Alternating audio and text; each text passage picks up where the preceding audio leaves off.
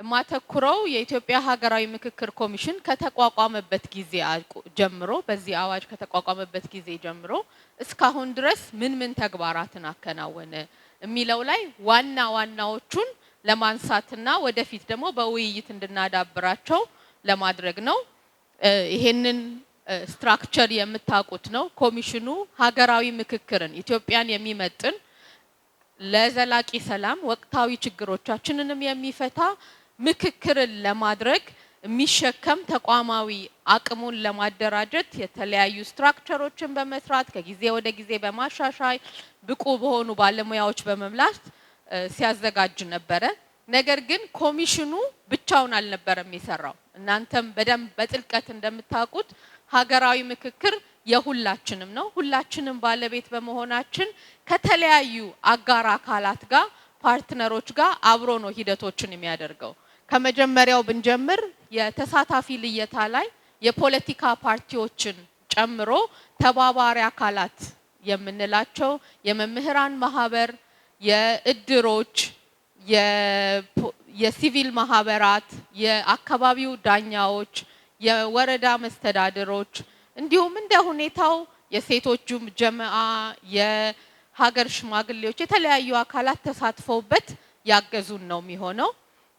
በሀገር ውስጥና በዓለም አቀፍ ደረጃ ኤምባሲዎችን፣ የተለያዩ ተቋማትን፣ ማህበራትን፣ ሲቪክ ኢንስቲትዩሽኖችን ጨምሮ በተለያዩ የሐሳብ፣ የመረጃ፣ የስልጠና፣ የፋይናንስ ድጋፎችን በማድረግ አብረው የኛን አቅም ሲያደራጁልንና ብቁና አስፈላጊውን የሆነ ውይይታችንን የሚመጥን ሂደቶችን እንድናረግ ሲያግዙን ቆይተዋል። ሌሎቹ በጣም አስፈላጊ የሆኑት ፓርትነሮቻችን ዩኒቨርሲቲዎች ናቸው። ዩኒቨርሲቲዎች አጠቃላይ እንደ ተሳታፊ እንደ ዕውቀትን ተደራሽ ከማድረግ ካቀረቡት ሂደቶች በተጨማሪ በሂደታችን በክልላዊ ምክክር በተሳታፊዎች ልየታ ቋንቋዎችን በአካባቢው ቋንቋ ተደራሽ ለማድረግ ህዝቦችን ተሳትፎ ለማረጋገጥ ባህሉን አውዱን በተረዳ መልኩ ክልላዊ ምክክሮች የተሳታፊ ልይታዎችን ለማድረግ በዋናነት እንደ ሞዴሬተር እንዲሁም ደግሞ ተባባሪ አካላትን የሚያሰለጥኑ የሚከታተሉ ሆነው ከዩኒቨርሲቲ የመጡ መምህራን ሲያገለግሉንና ሲያግዙን ቆይተዋል።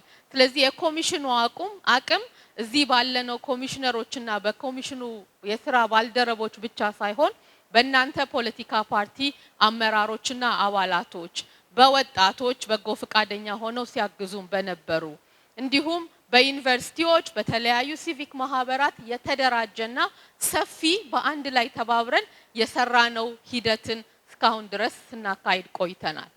እንደ ቅድም ወንድሜ እንደጠቀሰው ኮሚሽኑ ከቅድመ ዝግጅት ጀምሮ ዝግጅቶችን በማድረግ እስከ ምክክር በመጨረሻ ደግሞ ምክረ ሀሳቦች ከመጡ በኋላ ወደ ትግበራ ለመሄድ የሚያደርገውን በርካታ ጊዜያትን የፈጀ ብዙ አቅሞችን ብዙ ሀሳቦችን ያካተተ ተግባራት ስናከናውን ቆይተናል። የመጀመሪያው ከዝግጅት ወቅት ጀምረን ስንሰራ የነበረው አካታችነትን ማረጋገጥ ነው። እንደምታውቁት የሀገራዊ ምክክር አንዱ መርህ አካታችነትን ነው። ለኮሚሽኑ አካታችነትን በሁለት መልኩ ስናረጋግጥ ነበር። አንደኛው የሐሳብ አካታችነት ወይም ደግሞ በእንግሊዘኛው አውትካም አይዲያ ኢንክሉሲቪቲ ነው። ሁለተኛው ደግሞ የውክልና አካታችነት ወይም ሪፕሬዘንቴሽን ነው።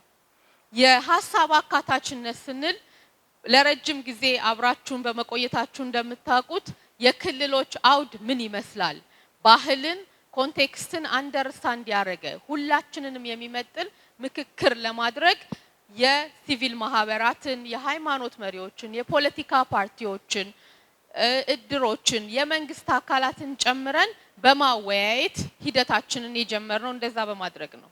የተለያዩ የተሳታፊ ልየታ አሰራር ስርዓቶችን፣ የክልላዊ ምክክር እንዲሁም ደግሞ የአወያይና አመቻች የምልመላ መስፈርቶችን ሁሉንም ተግባራት ስናደርግ ባለድርሻ አካላቶቻችንን ሐሳብና ግብአቶች እያጠናቀርን ነው። በዚህም የምናደርግበት ምንድነው ምክክሩ ባለቤትነትን ለማረጋገጥ ሐሳብን በመስጠት ሐሳብን በማካተት የሄደ መሆኑን ለማመቻቸት ነው። በዚህ በተጨማሪ ደግሞ ኮሚሽኑ ባሳጋጃቸው የአሰራር ስርዓቶች መሰረት የተለያዩ ተቋማት፣ ግለሰቦች፣ አደረጃጀቶች አጀንዳዬ ነው ብለው የሚያስቡትን ነገር ኮሚሽኑ በሚያዘጋጃቸው መድረኮች ብቻ ሳይሆን ራሳቸው በሚያዘጋጇቸውና በራሳቸው ምቹ በሆኑ መንገዶች ለኮሚሽኑ ግብአቶችን እንዲሰጡ ክፍት አድርገናል።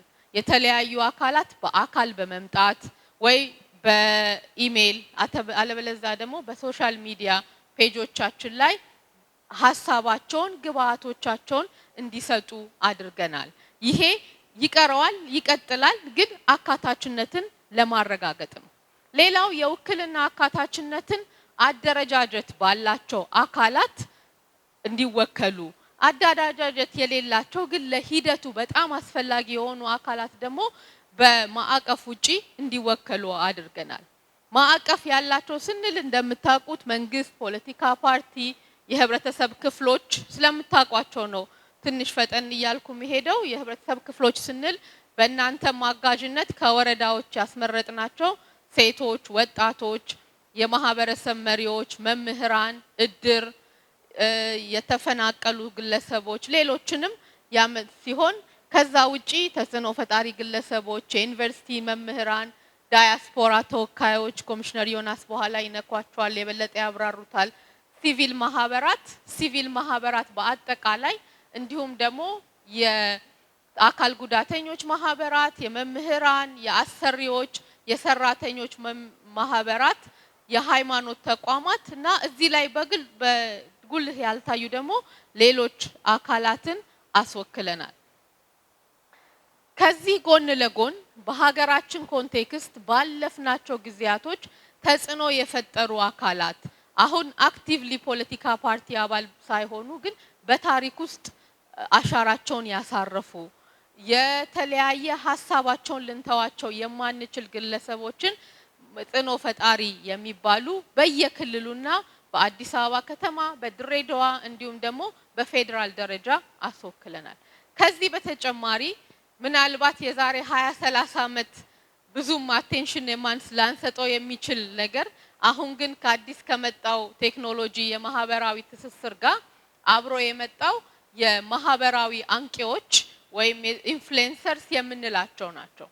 እነዚህ በአለው ኮንቴክስት የተነሳ በጣም አስፈላጊና በህይወት በሰላምና በሰላም ማግኘት አለማግኘት ላይ በፖለቲካ ምህዳር ላይ ተጽዕኖ የሚያመጡ ግለሰቦችን ለማሳተፍ ሞክረናል።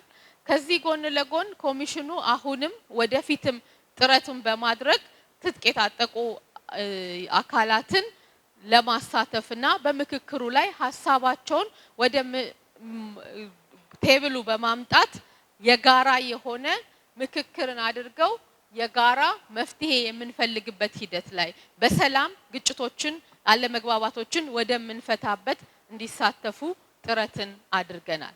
እስካሁን ድረስ ኮሚሽኑ ከኢትዮጵያ ውስጥ ካሉ ወረዳ ስንል ከተማ መስተዳደሮችንም ይጨምራል 93% ደርሷል። ይህም የትግራይ ወረዳዎችን እስካሁን ድረስ መስራት አልቻልንም። በአንዳንድ ኮንቴክስቶች ደግሞ ምክንያት አማራ ክልል ውስጥ 4 ወረዳዎችን ማሳተፍ አልቻልንም።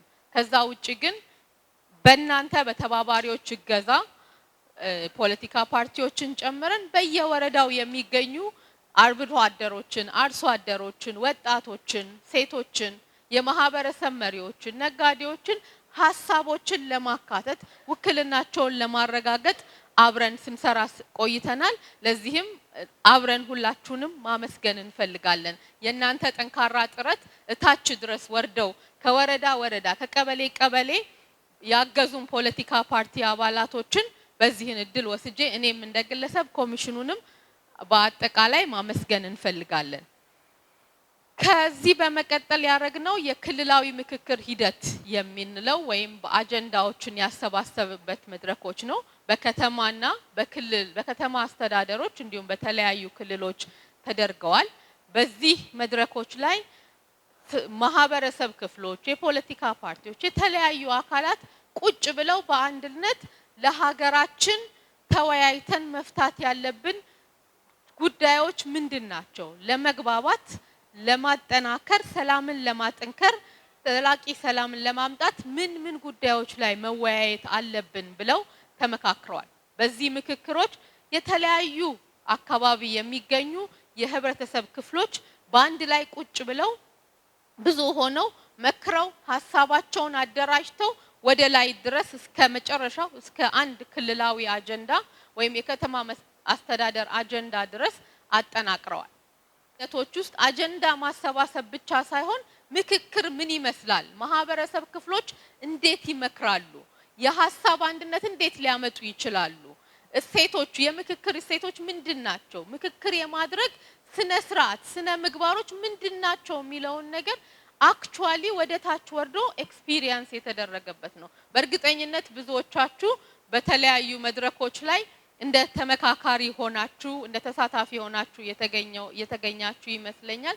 በዛ ሂደት ውስጥ መደማመጥን ምን ፈልገውን ብቻ ሳይሆን የሌላውንም ሐሳብ ማዳመጥን የምክክር ሀገራዊ ጉባኤ የምንለውን ነገር ግሊምስ ያየንበት ማህበረሰቡ ሀገራዊ ምክክሩን ባለቤት እንዲሆን ጥያቄ ናቸው ወይም ሐሳብ ናቸው አጀንዳ የሚላቸውን ግብአቶች እንዲሰጥ የተደረገበት ሂደት ነው። ይሄንንም በሁሉም ክልሎች ከትግራይ ውጪ አድርገን ጨርሰናል። በዳያስፖራውም ላይ የበለጠ የሚብራራ ይሆናል። በዚህ ሂደት ውስጥ በአጠቃላይ ተቋማትና ማህበራት 83% አካባቢ ፕሬዘንስ ነበራቸው።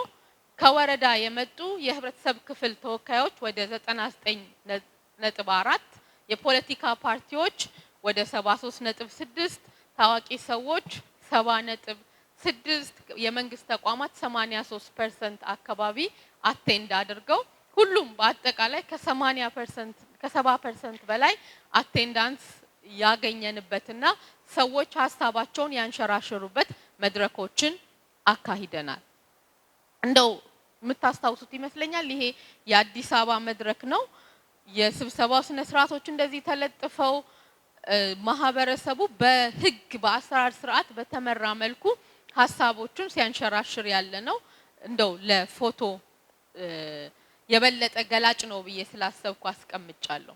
ኮሚሽኑ ይሄንን በተግባራት እየሰራ ያለ ሚዲያና ኮሚዩኒኬሽን ወይም ተግባቦት ደግሞ ለተደራሽነታችን ቁልፍ ስለሆነ ለሰፊው ማህበረሰብ ዕውቀት ባለቤትነት የሚያረጋግጥ ስለሆነ በቀጥታ ስርጭቶችን በመግባት የተለያዩ ጋዜጣዊ መግለጫዎችን በማድረግ ዜናዎች በትክክሉ በወቅቱ እንዲሸፈኑ እንዲሁም በቃለ ምልልስና በማብራሪያዎች የተጠናቀሩ እንዲሆኑ በማስቻል የሚዲያና ኮሚዩኒኬሽን ዲፓርትመንታችን በጥንካሬ ሲሰራ ቆይቷል።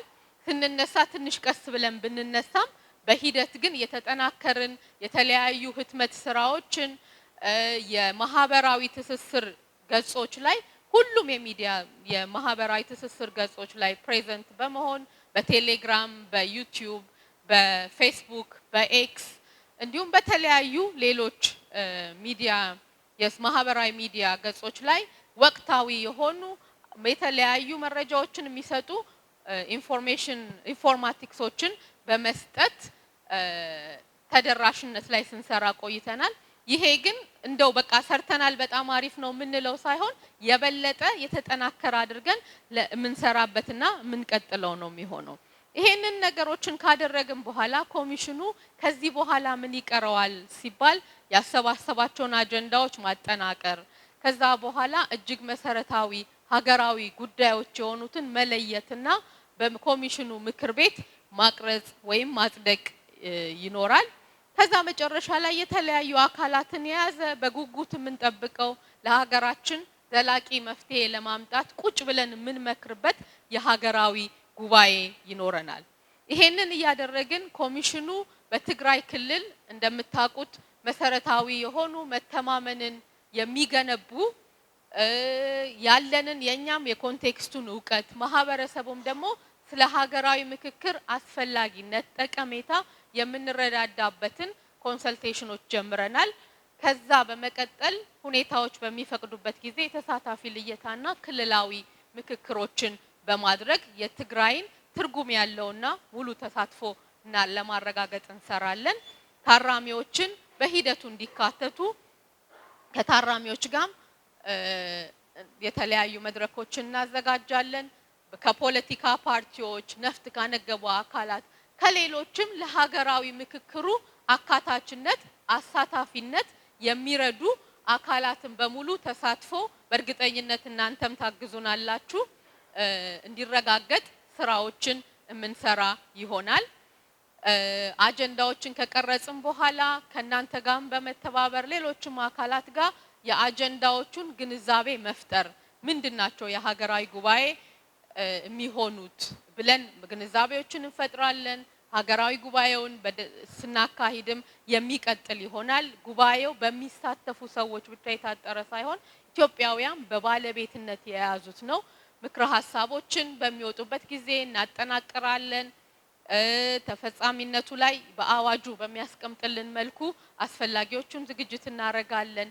በዚህ ሁሉ ሂደቶች ውስጥ ወደፊትም ባህላችን ተቀይሮ ግጭቶቻችንን በምክክር እስክንፈታ ድረስ የሀገራዊ ምክክር መረጃዎችን የምናገኛቸው ልምዶች በሂደቱ ያሉ ያጋጠሙ ችግሮችን የተለያዩ ነገሮችን ስለ ሀገራዊ ምክክር መረጃዎችን እያደረስን የምንቆይ ይሆናል ለማለት እፈልጋለሁ። ሀገራዊ ምክክር የሁላችንም ነው። አንዳችን አዘጋጅ ሌላችን ተሳታፊ ሳንሆን የሁላችንም ስለሆነ በጋራ ውጤታማ እናደርገዋለን የሚል ተስፋ እንዳለኝ አጠናክሬ መናገር እፈልጋለሁ።